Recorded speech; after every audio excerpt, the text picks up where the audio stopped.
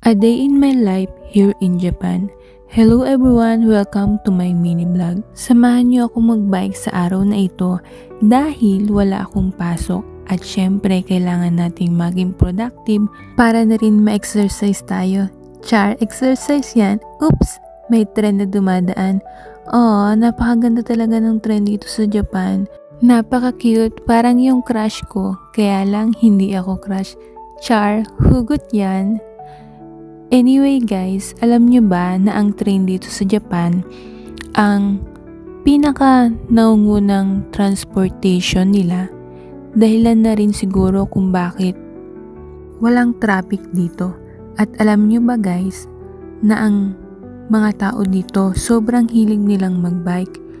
Yung mga papasok sa mga trabaho, nagbabike lang din sila.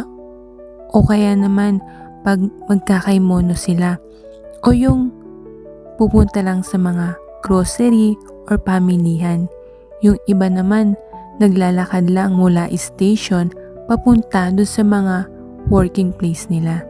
Kaya wala kayong makikitang mga Hapon na sobrang taba, karamihan sa kanila mga petit, mga payat.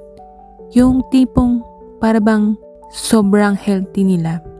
Kasi nga, yun yung sekreto nila.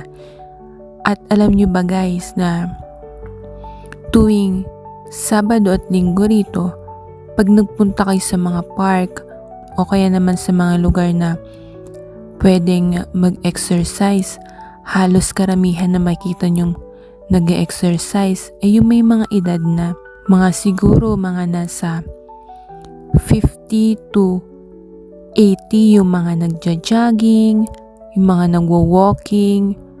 Basta sobrang health conscious ng mga tao dito sa Japan. At syempre, yung mga kinakain din nila napaka-healthy.